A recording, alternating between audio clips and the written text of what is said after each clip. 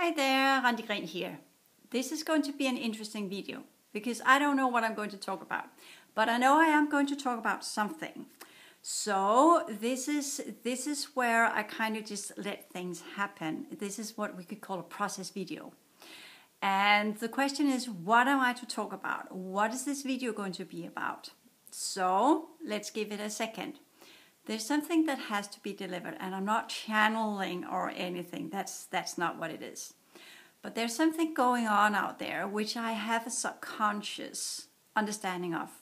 And I'm having a lot of my own processes at the same time, figuring out how to work with the full human template, and at the same time working with the original human projects that were going on here, the developmental programs for new humanities, which is also going on our planet. It used to.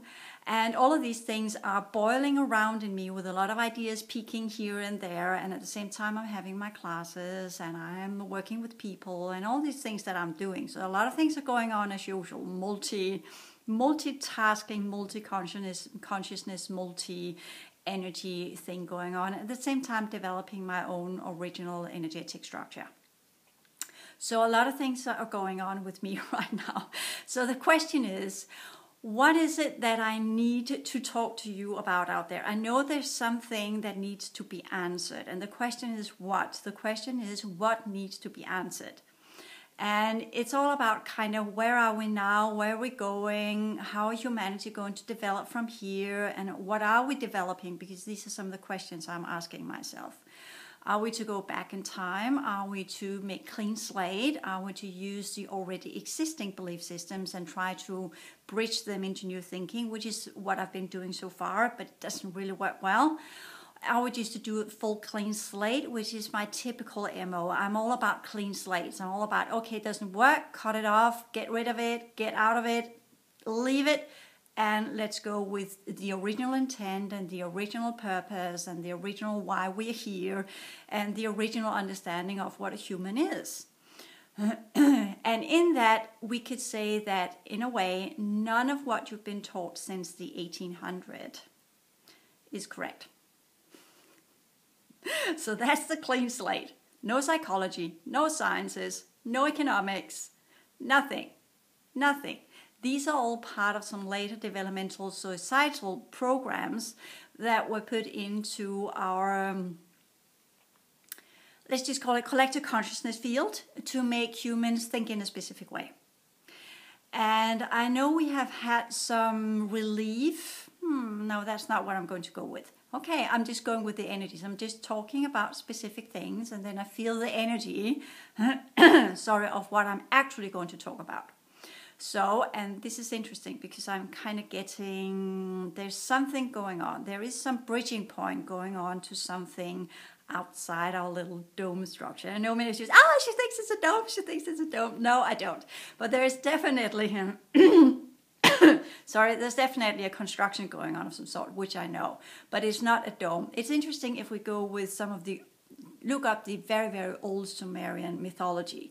Because there they actually have sayings in their tablets saying that when the gods were here, man-like, the gods were man-like. Remember that, human-looking.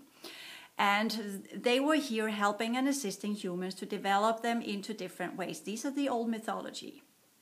It's nothing to do with enslavement or anything, because quite a lot of the Pleiadian programs has been kind of coming in a cone of light and teaching humans how to do stuff, agriculture and sciences and all these kind of things, the real ones, and not the current ones we got in the 1800s, because that's downsizing everything into mechanical, diminished, minuscule atoms, scattered, fragmented sciences. So we don't go with the reduction principle, which are part of the current sciences, reducing everything into bits and pieces, taking the human form and reducing it to molecules and down to DNA sequences, which are just letters or binary codes, if you like, making the human a computer. Or going with reality, minusculing it, diminishing it into quantum energies that can be turned into computers as well. We don't want to go there. So let's just get rid of these diminishing, scattering, limited belief systems and get out of that and go into the big, broad perception field that everything is possible. We don't know what it is yet, because the spirit sciences that came in the 1800s as well, spiritism, talking to ghosts, or the theosophical communities talking about the different energy fields and how they interpret them as astral and mental and all those kind of things. That's Syrian programming. That doesn't work either. There's also a purpose for these kind of programs. So get rid of them as well. So we kind of stuck with a little bit as in, then what do we actually have to work with? What is actually there that would express our true potentials? And what are we per se? What are we made of? What are the energies we're made of, as we talk about? Because I talk about potential life as the highest expression of everything, and then that kind of goes into a play out between energy and consciousness, which then goes into expressed form. And I've talked about the monad and the dyad and the triad, and these are actually a triangle. But that lacks the upper level, the potential life, which is the highest form of all that is possible, and you can't really grasp it and can't be defined, as well as what is energy? What is that energy actually? And energy is something that we need to solve the equation of without diminishing it into bits and pieces. Because energy is, of course, vibrational resonance. And it's also waves, and it's also particles, and it's also fields. But I prefer going out of the particle way of thinking, which is the diminished version we've got here, which can be monitored and figured out by the use of machines. And I don't want to go for the technical world. You know that. I don't want to go technical. I want to go beyond, up, out of the machine thinking, out of the bits and pieces and nuts and bolts and mechanical stuff. Out of that one. No, let's go to fields instead. Fields of energy. And this type of energy is able to link up to consciousness. And what is consciousness? That's the good question as well, because it's not mind. It's not the brain. It's not how the brain operates for now. And it's not belief system. And it's not mental processing. And it's not linear thinking. And it's not sciences as we know of them, all reductional in their construction. Let's take a whole and just dismantle it all and rip it to pieces and figure out how it works. That came in the 1800s or so, where everything was being ripped apart, the body was being opened up and looked into, and all of that stuff. And of course, if you open up a dead body, it looks like bits and pieces you can work and put together. But that does not show how it actually works when you have a live body.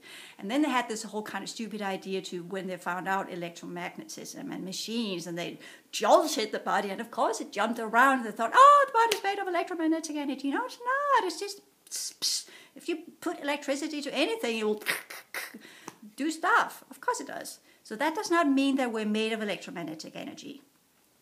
And I know in my material for the classes and the old articles and all these kind of things talk about electromagnetic energy and the electrochemical as the emotional, and the synapses and how the peripheral nervous system work, and all these kind of things, working with the concept of electromagnetic energy. But that's because I've been, as many other people, anybody.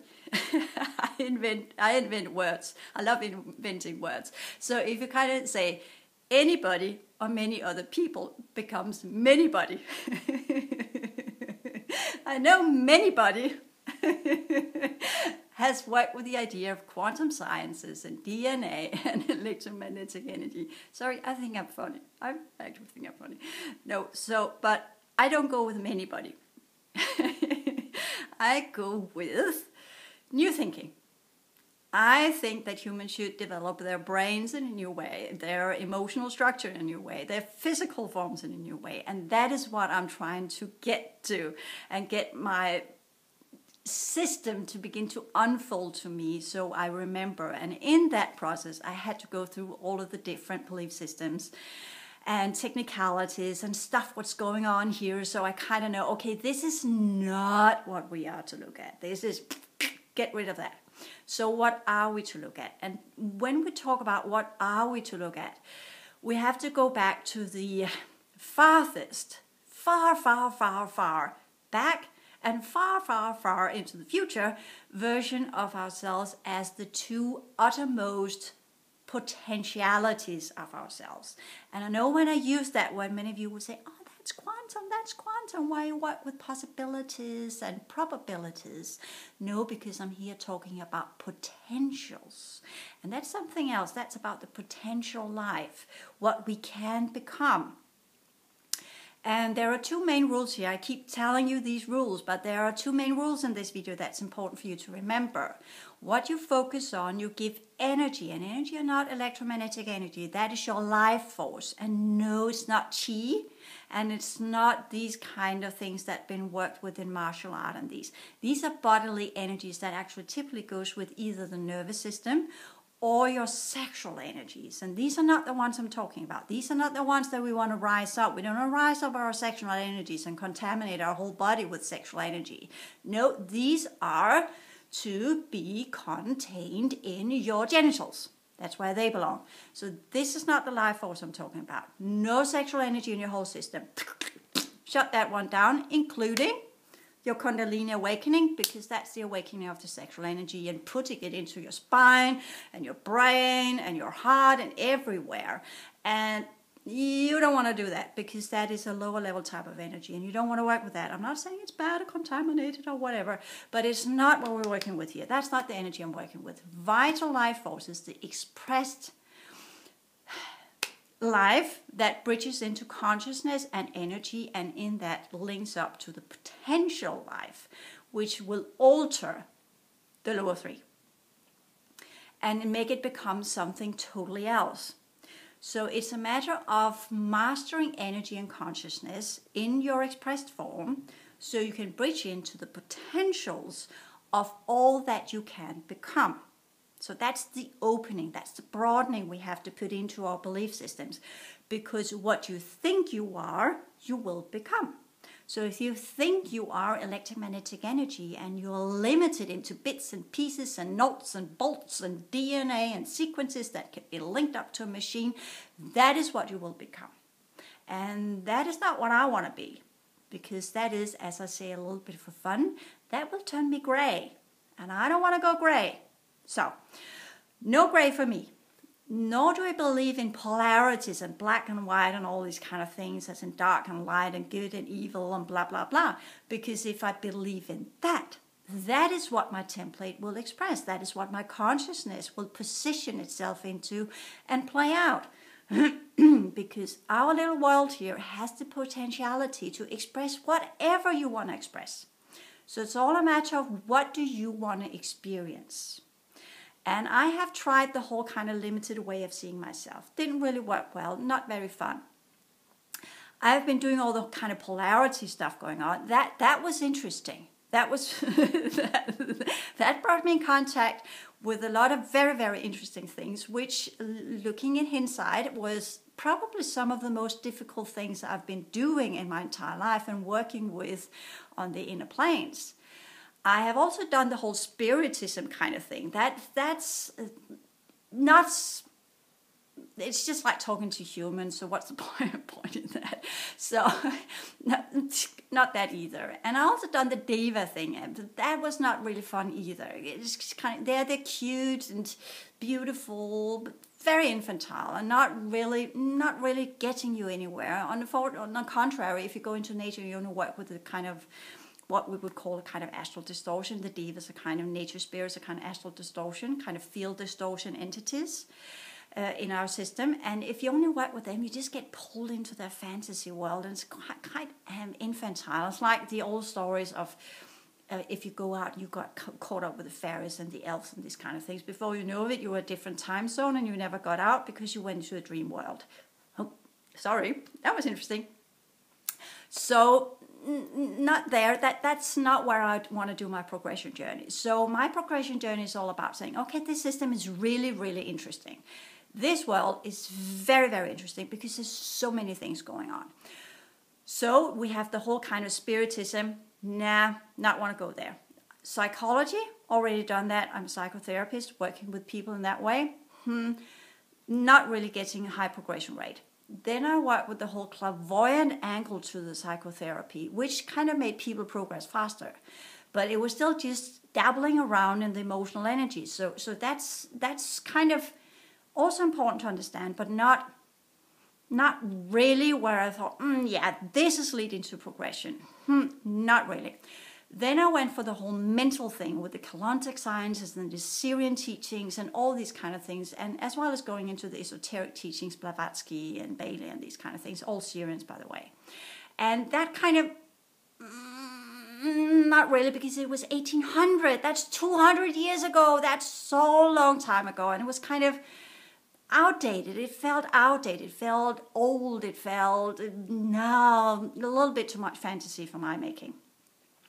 Then I went into the whole quantum sciences and all these kind of things. And that gave me a little bit of a kind of for a while, but it kind of just scrambled there, just, yeah, just leads to technical endeavors, transhumanism, futures where man are linked up to machine, AI, and all these kind of things. And not really want to go there. Quantum sciences, off the chart. Off with that. Then electromagnetism kind of was interesting as well, and I do have a memory of going to Scotland to visit Michael Faraday. So that's interesting. I got that weird thing, and I don't know what I'm supposed to talk to him about, but I know I have an incarnation where I worked extensively with the idea of electromagnetism. And the question is, why did I do that if I actually know that this is kind of a false information? So that's the good question, and that must have something to do with an attempt to try and bridge the current humanity into a higher perspective of reality as seeing it as energy. And there were different attempts in the 1800s. Now we're getting where we're supposed to talk. There were different attempts in the 1800s that seeded in these new thought forms into the human developmental programs.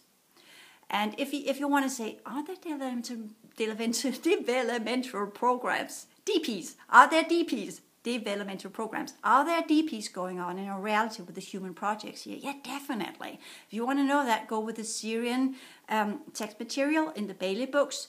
In the 1800s, she spewed out extensive material from some of the Syrians she was in contact with, trying to create new societal structures, new economic structures, new psychological structures, new astrology structures, new healing structures, new ways of working with the body, new ways of working with the mind, and all these kind of things. Some of this material is what has been seeded into New Age, and New Age has been kind of put in with a little bit of Hindu, a little bit of Christianity, and a little bit this and that, whatever, creating a mix of God knows what. So these were tried to seed in. And that kind of totally halted with the Second World War. So, and we don't want to go there, but that's kind of where we begin to get a little bit what we could call negative influences beginning to come in and jeopardizing the whole kind of Syrian progression programs that they were attempting to do to humans. So the big thing that we have, okay, Spiritism is teaching humans that there is an afterlife, which means humans are not just this body.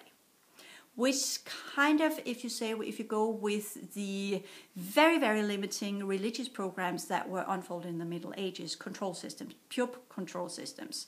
So if you kind of try to make humanity go out of these control systems and get out into, okay, what are we actually? What can we actually become? You have to seed in new ideas of how to work with what it means to be a human. And these ideas were, of course, in the 1700s, where you kind of got the whole scientific thinking, the age of enlightenment, so to speak, rational thinking, getting people out of the whole kind of doomsday, religious, very emotional, and very, very little individual thinking. Actually, everything was kind of under the strict control of that you were only supposed to think within the framework of the Bible and nothing else. And if you thought outside the Bible, you were expelled from the church, or you were hunted down, or you were burned as a witch, or whatever was going on. So that was the problem. We had a very, very, very strict control system going on there. Plus a lot of things that normal humans didn't know about. But that's a whole other level of information. I will not go there. We had a lot of struggle going on there at the time in the we should call the other worlds that are part of this reality. And in that, the battles that were going on with the other worlds that are part of this reality, we're not talking aliens here, we're talking different human races that actually exist in our reality, having different expressions. And inside this one, which is where we had the majority of the original human projects, creating new humanities for the many systems we are actually part of, this is a big... it's not a science lab, that would be wrong to say so. It's actually a free zone where everything can be expressed and experimented with in a positive way. It was supposed to be positive, progression, undefinable, dynamic, expansive progression. That was the idea. And then we had all the ones that were doubting whether this was a good idea or were actually going against it as was it a good idea. And then we had the other human races coming from outside thinking, we can use that for our own purpose. And all of these things were boiling in the Middle Ages, leading to some very controlled, strict programs, and at the same time the other ones trying to come in. And we have a little bit of a similar situation going on today. We have other wealthy human races that are here and interested in the projects that are going on here. We have this current beautiful body and this beautiful reality we're all part of, because if you look at it, it's actually quite beautiful. I know people living around the world are sometimes not seeing that because you're positioned in areas that are not so beautiful to look at. But if you get outside the main cities and get out of the dump yards or whatever where you're positioned or whatever you're experiencing and go out in nature, you will see that this is actually quite a beautiful planet. And yes, I know the programs that are running the weather and all these kind of things are dysfunctional. But aside from that, that's easy to correct the moment humans begin to correct themselves, because these two things are interlinked. Yes, we are affecting our reality. Of course we are. Of course we are. So that is kind of some of the parts that were put in with the 1700 and the science projects in the 1800. Some of the factions of human races trying to control the human project in a specific way wanted to diminish this into making human things they had no affectability, they had no effect on their environment, they had no effect on other humans, they had no effect on anything because they were just machines, they were just bits and pieces and nuts and bolts. And then there were the other ones that were trying to say, no, you're much more. There's a life after this. There are other realities, but they had to do it within the framework of the existing belief systems. And that is where I keep saying this is where it goes wrong all the time. And I get why the Syrians wanted to do that way. I get it. Because it's a matter of you're trying to take the brain structure. And you're trying in the Middle Ages and 1700 and these kind of things. And even though you say it was the age of enlightenment, yeah, but it was only few people. The majority of people were still kind of very stuck in their religious belief systems. And I'm not saying that we're having this today, but we still have remnants of it. And you can say people today are more stuck in their psychological belief systems or their science belief systems, the ones that are limiting themselves, limiting their capacity.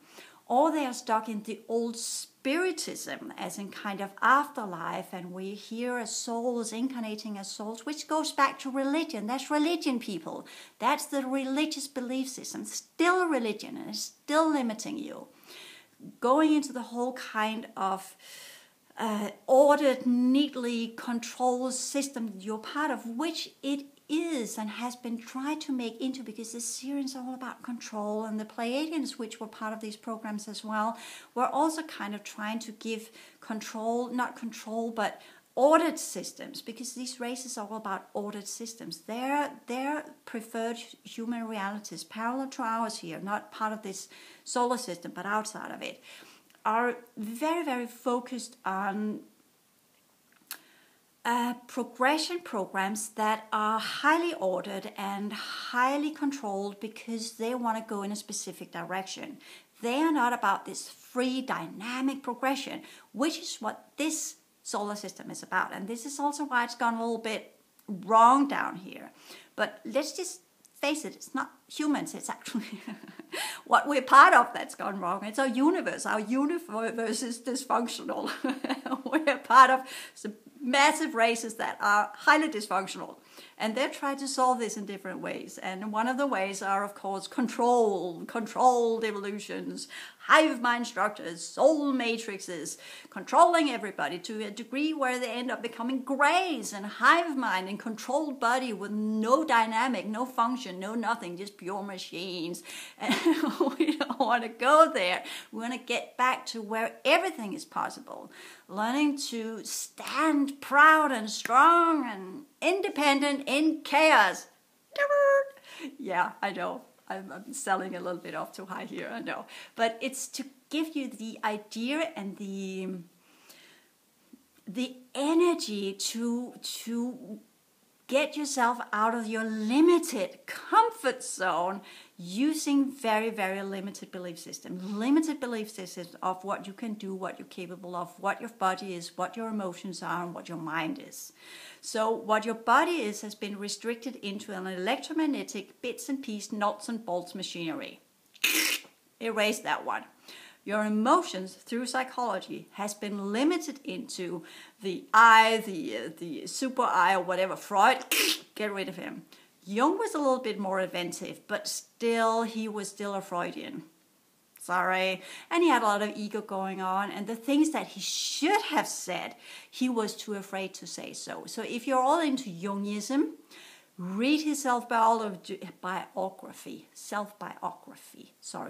English second language, self-biography, his book where he talks about all the weird stuff he experienced with ghosts and entities and things coming into his field, visions, all sorts of weird stuff he had, which he was so afraid of talking about because he was living in the 1800s and he was from Switzerland and he had to be correct and scientifically correct according to all the new thought forms that had come, where everything has to be deductible, everything has to be proved, everything has to be objective, everything has to be measurable, otherwise it would not be real. So that's what we is struggling with in our brains today, because everything exactly is not that. So Jung can still be used, but go for his book about himself. That's much, much more educational than all his systems, because he diminished it to squeeze it in so his ego, so he would get the reputation and the acknowledgement of his sciences, his psychological sciences, instead of just standing strong in what he knew. Then we got the whole opposite kind of going on as well, with the Theosophical and the spirit movement and what we today could call New Age. And that doesn't work either, because it kind of becomes a new religion, and it's still limiting. When people work with the Balaam material and all these kind of things, they create study groups and they begin studying it. And eventually they studied it so much that they kind of took her books and put it up in bits and pieces again to put things together in a kind of ordered system, because her books is kind of, you have to read all of them to get the full context, because the information is given here and there and bits and pieces. It's created in a spiral. It's not linear. It's not from A to B to C to D. It's a spiral. When you get that one, you understand that one, you understand that one, you understand that one. And it's still Syrian, so still highly controlled, and we don't want to go there. So sorry about that, Syrians. They're part of what we call the Ceres races. That's part of the ancient human projects, but also the ones from Alcyone, and some of them are also from what we call Series A. So these are some of the Syrian projects that have been here the longest time, and I would not call it good or bad or whatever. These are just different expressions of different races that have been here taking part of their human projects. And there's a reason why it ended up in kind of Syrian and Pleiadian or Orion and these races that were the remaining races taking care of the projects down here. And the reason why I'm focusing on that is because that's what the programs I have been part of and monitoring and been observing and been working with. So that means I have no idea about the Arcturian projects. I have no idea about the Alpha Centauri projects. I have no idea about the Dragon projects or whatever stellar system that has been involved here, because these are not part of my heritage, so to speak. So that's why I'm only focusing on that. This does not mean that it's all there is, but they have been pretty strong in most of the societal and developmental programs of humans here. So with that in the back of our head, as we said in Danish, the way we look at our body are not sufficient. We need to expand expand it and look at it in a different way. The way we are observing our emotions and the way we work with our heart field and our capacity as a human, and heart field is not electromagnetic energy. It's not what I'm talking about. It's not the sciences of heart math and all these kind of things that came out 20 years ago or something. All electromagnetic, get rid of it. It's not about emotions either, because that's just kind of very distorted. It's all about ego and me and my emotions and how I feel and how I respond. These are parts of a bigger picture. These are just pieces of it, not to deduct anything, but these are just pieces of a bigger picture. It's a puzzle, it's a jigsaw puzzle, and you only got two pieces of it. My emotions, and it's a field. And it's all based on electromagnetic energy. Scratch that one. Off with it. It's done. Away with it. Then you could say, as a theosophical and esoteric teaching, say, well, then it's astral, and then it's mental, and then or you could go back to the Hindu teachings or the Buddhist teaching and talk about skandhas, or talk about manas or chitta, or I can't remember what they call the emotional field, the I and the ego and the ahamkara, and the Buddhists talking about the anatta, the no self, all this kind of thing. Get rid of that. Buddhist teachings, white Syrians, outdated, not our system. Not mine, anyways. So that also has to go. So psychology in a way has to go too. And then we got the sciences of today, as in kind of, because the psychology has been put into the whole kind of, when, as I said, when it came with Jung, he could have expanded it much, much more into spiritism, into, he tried a little bit to bridge it into Kundalini yoga and the Hindu teachings and these kind of things. He did try, but he was not bold enough. He was too scared for his own reputation. Yeah. So, but that kind of, if you look at psychology today, you've got the whole kind of behavioral sciences, and again, nuts and bolts and cognitive and schemata. I know I'm using some of this stuff in my teaching material. I know I'm doing that because that's what we have got. I'm just trying to enlighten you. Enlighten means to light up and expand your way of thinking, as in kind of, yeah, your emotions are not just these kind of joy, whatever, scale of emotions. They're field, and this field can be changed into something else, to sense energy. That's kind of what you call clairvoyant, and sense the reality. And beyond that, going in, sensing energy and get information from energy. Because emotions are just kind of an informational system that has been downsized to just focus on what's going on in your body and how your chemical reactions are to energy from others and from your surroundings. This is how I feel. It makes me feel this way. So this is where the Buddhist thinking of saying, going outside and observe yourself and say, oh, I sense that there is anger in my body right now. What energy, where does that come from? Where is it going off? Where is it, what is it activating in me? Which part of my nervous system is going off right now? And then cleanse out the energies, which are some of the things I teach. Teach about that in my classes. Teach about these energies. Get rid of them. And when I'm talking about this, I'm getting a lot of things I need to cleanse out here. And that's the way you work with your emotions, like energies. Energies that are being created as you feel them. You create webs of these things. You go into your own field structure, and your emotional reaction creates a ripple effect into your field. It begins creating little forms that goes into energy patterns, that goes into either restrictive or expansive energy patterns that are going in and giving up creational energies to create a reaction, a wave or a field or something in this reality that would either make other people grow and expand and unfold their potentials, or limit and restrict and enslave them. So who are the enslavers, really? Okay, good question. The same with our minds. We have this whole kind of, our creational powers in our mind have been so limited by the current sciences. The whole deductive, everything has to be objective and measurable, and it has to only be, it's only real if it can be measured by machines. Seriously.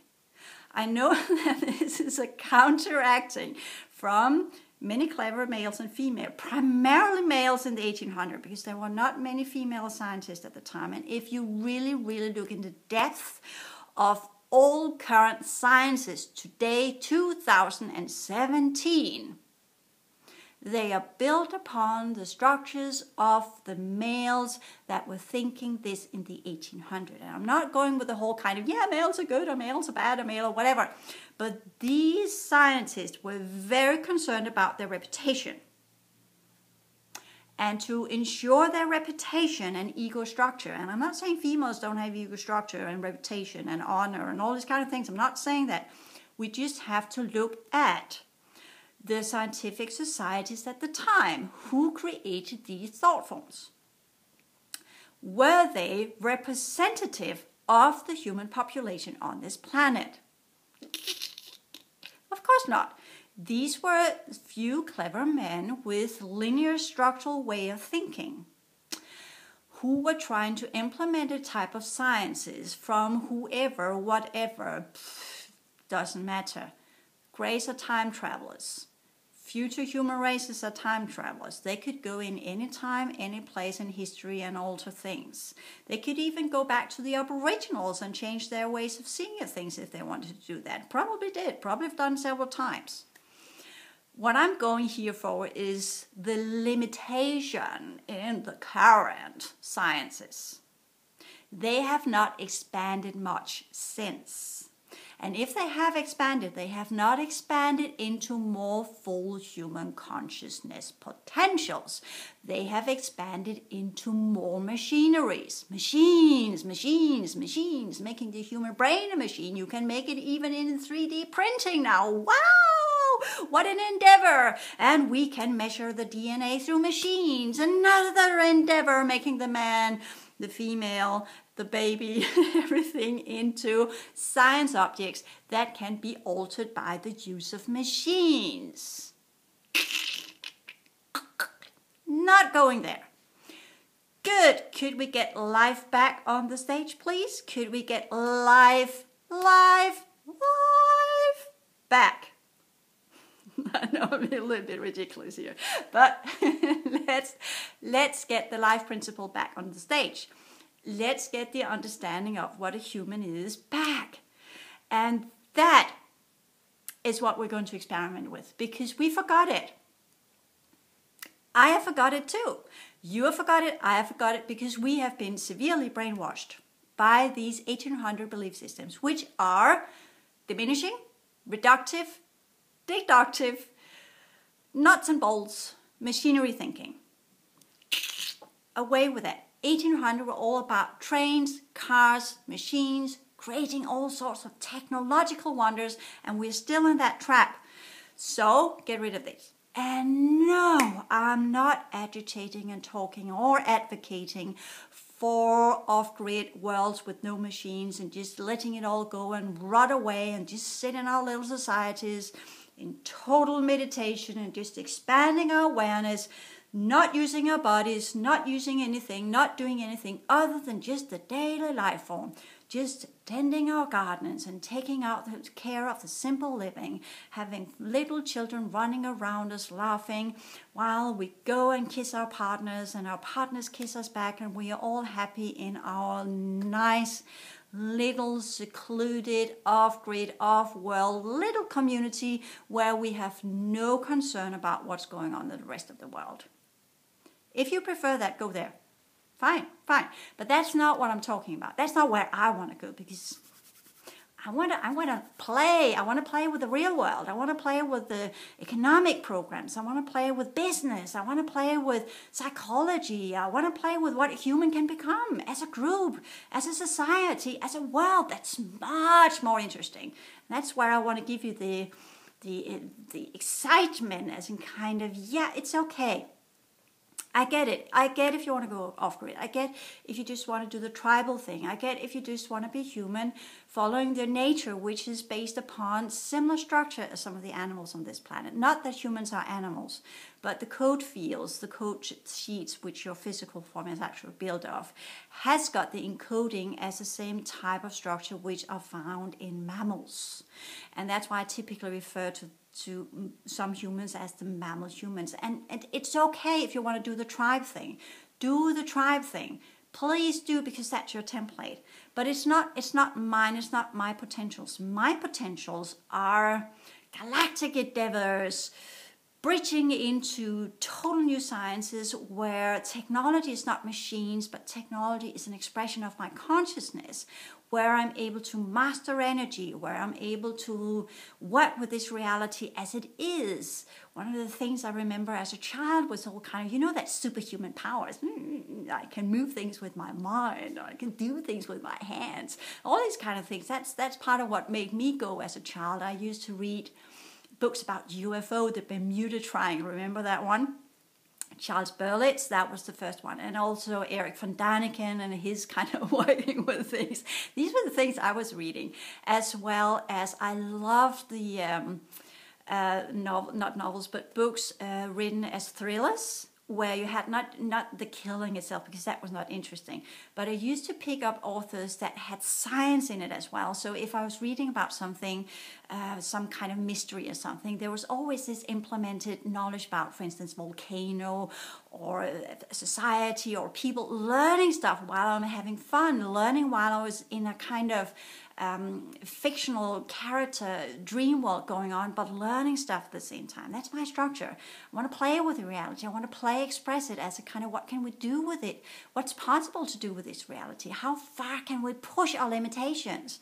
As in, first and foremost, training my body, which is here in Denmark, I'm not getting the strong energy to go out and run, because as you see behind, it's grey and everything's raining and cold and whatever. But when I was in Australia, that was cool. That was so cool, because I went out 3 hours a day.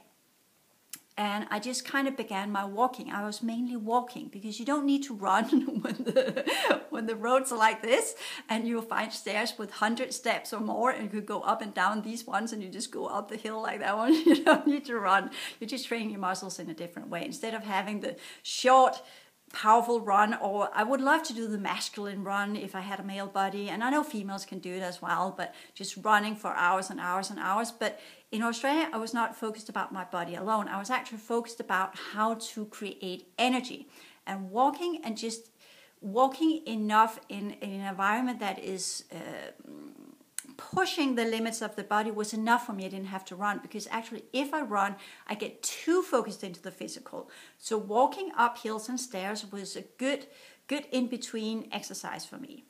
While I was doing that, I was focusing on getting the energies up in my body, doing energy work, cleansing my body of parasites and technologies and shit stuff put in there from other races, to express my full energetic capacity. And while I was getting my physicality up, doing the damn step thing, and then getting the energies up, I began doing energy work. And in that energy work, which was created here, getting the energies here, my brain began to fire off. And as it was firing off, I began the communication with the different factions in Australia. And we did a lot of tremendous energy work together, and a lot of clearing out of some of the societal programs, some of the issues going on there, and whatever.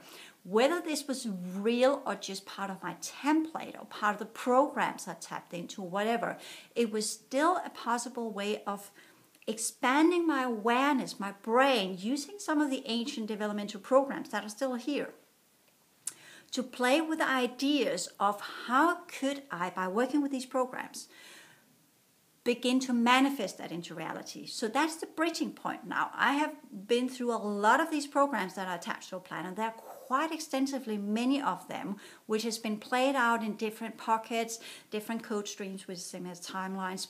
Pocket is a reality. Code stream is just a potential future. It's just what could be. So you can play with that one as well, using these programs, leading into different potential futures, which you then decide if you want to manifest it as or at all. And when you manifest it, it becomes a pocket or relative reality. So these are some of the things that you have to bend your head around, is that you create relative realities, all depending on what programs, belief systems, ideas you're playing with. And that goes with the sensing of energy. So people, it's about expanding our emotional structure to be able to sense energy and interpret energy. No more emotions, no about, oh, I feel sad. That's just a physical reaction to some energy, to some event, to something that's going on. go more into looking at what's actually going on. What's the interaction potential here? Why am I feeling sad? Why is that expanding in me? What is the limitations in this? What is it doing to me? What does it do to the way I think? How does it limit myself in my expression rate? How does it limit my creational potentials? When I feel sad, my energies go like that, and all you can do is cry. Or you feel your heart is doing like this. And that was part of some of the ancient Syrian programs called the cross. And that goes with pain and suffering. And we're way over that. We're way over the pain and suffering. Because if you go with the whole kind of, yeah, but that was what Christ was talking about. Again, Christianity had nothing to do with pain and suffering. And that's a total misinterpretation. That's a twisting of the original societal programs, which were brought in by the male and female, which one of them were Pleiadian and the other one was Syrian, trying to create an understanding of that everybody's equal. All humans are equals. It doesn't matter if you're Jew or you're pagan, or you're high or you're low, or you're a slave or you're a master, or you're Roman, or whatever you are. We are all equals in this reality. I'm not going to put the word as it was said. The idea of the original Christianity was to create a social program where everybody was equal, everybody would take care of everybody, and nobody was better than the other person. That was the main program coming in with that Syrian and that female Pleiadian. So that was the idea. And that was twisted and thwarted into the religious system, which you know as the church. So that is very unfortunate. So let's get these things back up and running. Let's get the original tribal programs, but in a productive way, not just as a little society of great me and my little community, secluding myself from the rest of the world and making comfortable, safe, secure systems where we just do not work with the interference, just mind our own little businesses and all these kind of things. And we need you as well. Please, please, please. It's good and it's fine. And I'm not saying it's not that. I'm just saying we have different faculties and we have different things we want to do here.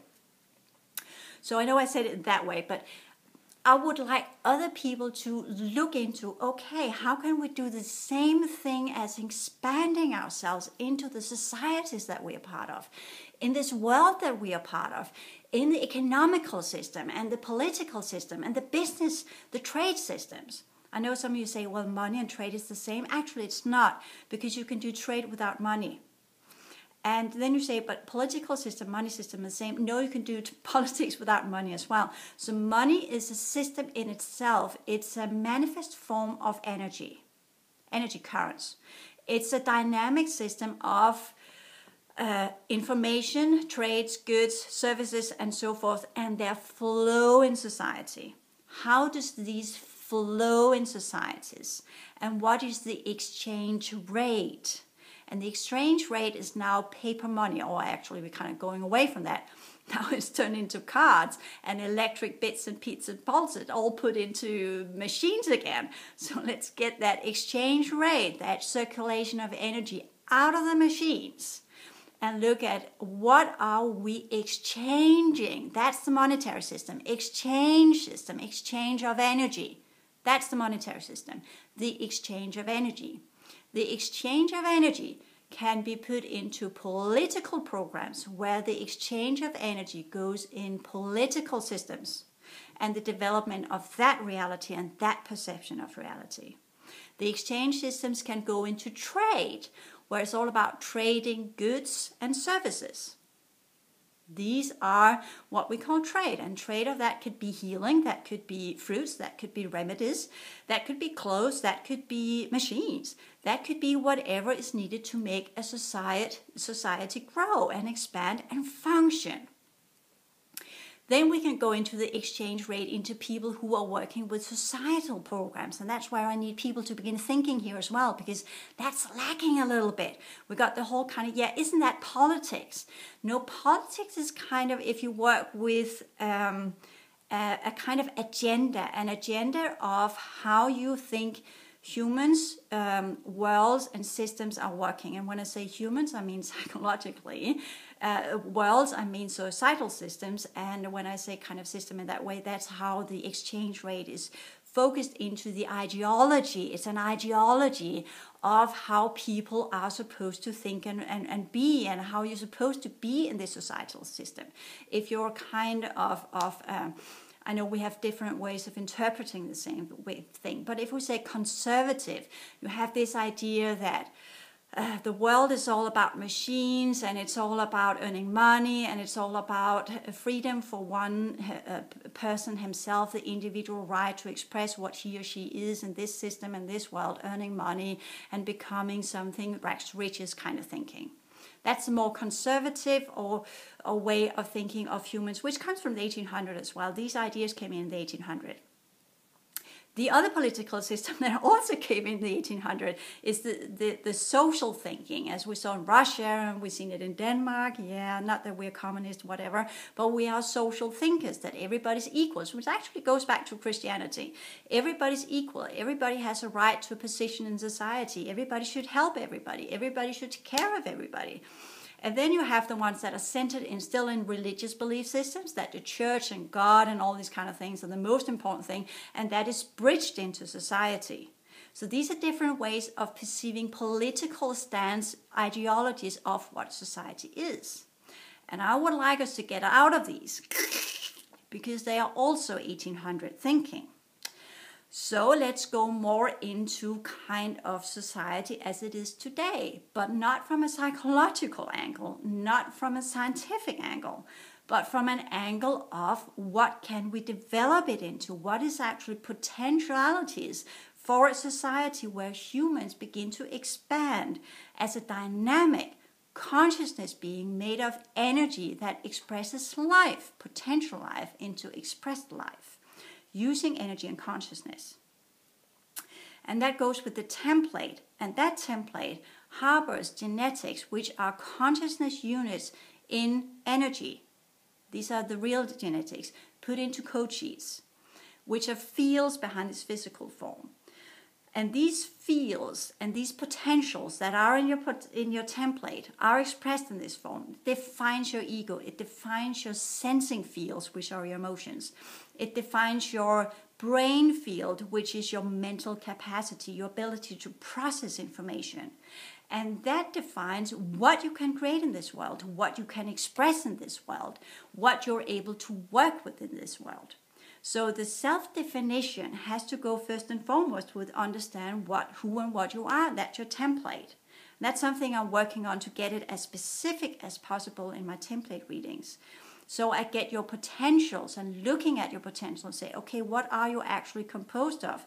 And what did you come with when you came into this system to participate in these wondrous, chaotic, dynamic progression systems, and this solar system being recalibrated into this dynamic system where everything was possible, which is called free will. But that's actually kind of not really what we're talking about. It's not free will, because free will also go with, I have free will to be enslaved. That's the way you look at yourself. I use my free will to be enslaved. I want to experience that program. I use my free will to be monitored by the controllers, being under the elite, being totally controlled by monetary systems, societal programs, politicians, and everybody. And they're all scams. They're controlling me from A to Z. That's your free will, because you're thinking that. So that's what you will see. That is what will happen. That is what will become. So that is what's going on. Or you could just say, okay, the politicians are having their relative reality, where they're expressing their belief systems and what they are working with and what they find is funny. Or the monetizers, they're expressing their idea of what a reality is and how they're going to use these currents of energy and how they want to express them into money or machines or whatever. That's the monetizers. Or selling off humans to other wealthy races and all those kind of things, which some of the shit they've been doing. Or you can go into the societal programs where everybody's kind of playing out a part of their pocket of this reality. Going to work, being part of the tribe, being part of the family, being part of whatever it is. And that's how they want to experience reality. That's how they want to express their potential life principles. That's how they want to express it into their physical form. What I'm saying here is that, there are other options, people. This is not what is. If you focus on that's all there is, that is all there will be. If you define yourself in one of these pockets, That is where you will bridge in. That is what you will see. That is what you will experience.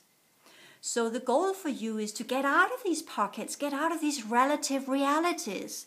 Because if you want to do something else, figure out a way to do something else.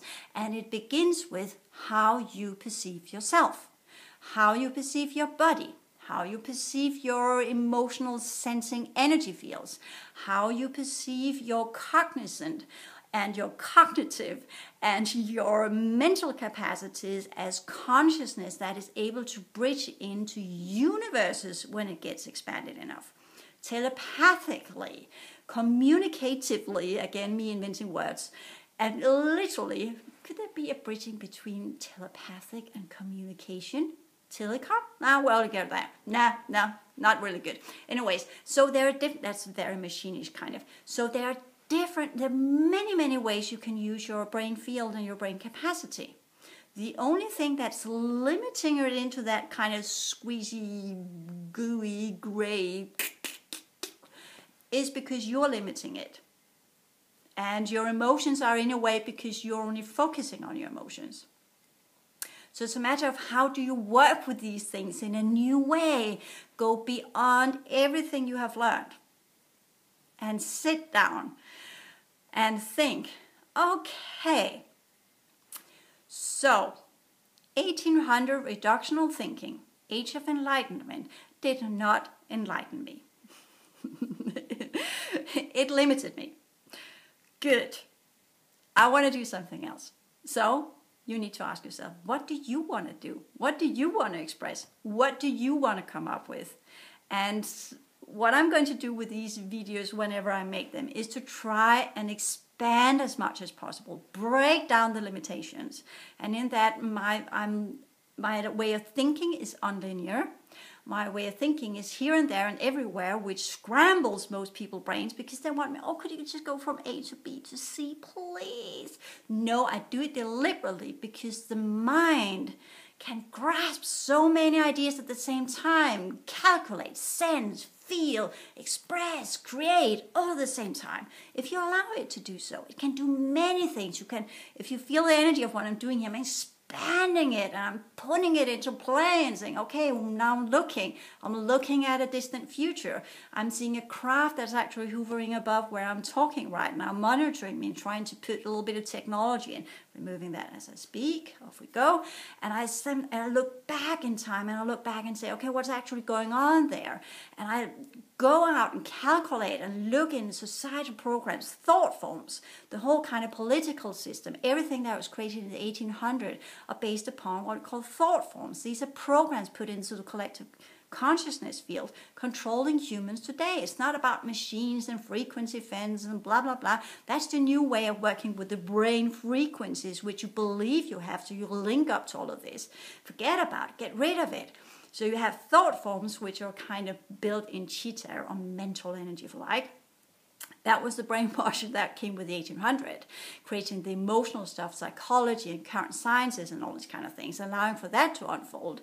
And then you've got the whole kind of frequency thinking and all these wonderful tunes or whatever you can listen on the internet, all these kind of hertz you can brainwash yourself with to amplify the frequency structure of your brain, or current music that are built upon electric devices, making your brain adapt to that kind of frequency, electric kind of energy. Or you can just not be involved in it at all. Get rid of it. Don't engage in it. Don't focus on it. Don't use it. Just for a while.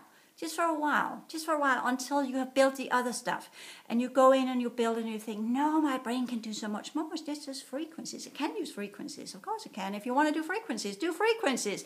But you can go beyond that. You can create a new relative reality where that's not the case. Because before 1800, people did not have frequencies in their brain. And you're thinking, nah, that can't be true. Nah, machines tell me these are there. Yeah, because they invented machines to prove that they were there, and in that, by proving this, you made it real, and by believing it, you make it real. What you think you are, you will become. And I will give a very good example. If you look at people who play role play enough time in their leisure time, becoming the warrior or the gnome or whatever, or the superhero or whatever, and they dress up and they go to these role play kind of thing, the more they go into it, the more they get inflated by their role until they eventually turn into it and have difficulties in being in the normal world because they now see themselves as being this and that, whatever. And that's why I am suggesting going a little bit back into the Buddhist thinking, where the ego becomes flexible, becomes changeable. It can go into different roles when it's needed, using the different perspective of I, the different perspective of perception in different circumstances. Relative realities have different ego structures. When you are in the science world, you put on that hat. You've learned this as well. You can do that. It's very simple. It's not being an actor, but it's actually participating in reality as if it was something you can go in and out of. When you're clairvoyant, you go in and out of being clairvoyant. When you're telepathic, you go in and out of being telepathic. When you're communicating with other worldly races in other pockets of a reality, you can switch that off. You can go in and out. Some of them are quite intrusive. But aside from that, you can get them out of your field because they all use holographic insertions to communicate with you, creating a holographic picture, which you're then seeing as a vision, and they communicate to you through that holographic picture. That goes with what you have created of belief systems and the type of energy you have got in your brain field as well as in your sensing field. So they're using that. And if you don't want to talk to them, you erase that hologram. You get rid of it. It's called ring technology. It's based upon a simple ring that's put into your field, and you create that ring, dissolve that ring, and then you dissolve the hologram, and then you just delete whatever they put into your field and push them out and say, fuck off, I don't want to communicate with you. We really have nothing to be of interest with me. They typically try to persuade you that this is good or whatever. They would amplify your heart saying, oh, I feel good and carrying energies here. They must be good and benevolent. Not always. It's easier to activate your good and carrying energies. If you have that, it's just a matter of frequencies, amplifying that, making you believe it's that. They can change whatever they want to change into. And the more they communicate with you, the more they put in of their genetics, and that allows them to go in and be part of your field and your reality and how you operate in this reality, controlling you from inside and out for whatever reasons and purposes they have got. And some of them are quite eager to participate in creating the creational realities that we actually have here. And they want to do it through you because they can't create this physical form themselves. And, sorry to say, they are lazy. They want to sit up in their magnificent crafts, use a holographic imprint in your field, communicate with you, giving you all the splendid ideas of what you need to work with, and express. And you think it's your own creations. And you learn from it and you grow from it. That's for a certainty. But they want to use you to do their dirty work. And then they put a little bit of genetic thing in you which will develop their genetics while you're doing all the hard work. And when they got what they need to know, they pull that sack of genetics out and then they take off and say thank you and goodbye. And they think it's a fair exchange rate, because they have given you energies and they have given you knowledge and they have given you information and they have upgraded your brain structure. But this is not the same as they have actually honored your full potential rate. And that's what I'm saying. They are taking more than they are giving. So that's just what I'm saying. In terms of working with other worldly races, be very, very careful of trickery. That's just all I'm saying. And I don't know why this suddenly comes in. I think it was because I'm talking about, and then I got a little pressure on my heart and a little thing going on because probably something is interfering with me to try to put some information here. I'm not going there. So, go back. Get out. I want to have you think, oh, she's so crazy. Yes, I am. I'm full-blown crazy. Yes, definitely. Or you could actually say, okay, Humans have the potentials to be so much more. And we need to investigate what that means. We need to investigate what can we actually become. The human races on this planet have been through so many different developmental programs. You have been, as a race, up and down, up and down, up and down, expanded, retracted, expanded, retracted. Right now, you are in a retraction zone. You are in a lesser state than you have capacity of. And that is up to you to break that down. You have in your physiology, in your cellular memories, which are bits and bolts, the fields behind you in your template, knowledge of all of the other versions of yourself, all of the other versions of your full capacity.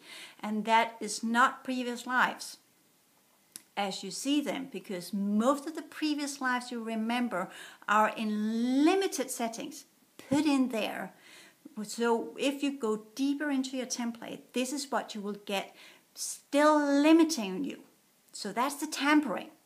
You need to get to the expansion, the great levels of yourself, the wild ones where humans were doing brilliant things here. We're creating lots of good stuff. You have the whole kind of pyramids, you have the Puma Punka, you have the whole kind of granite things that are being formed out of energy alone, taking stone and altering its features and properties. I'm not talking about superhumans here. Literally telling you how to learn to master energy as part of the construction you are part of.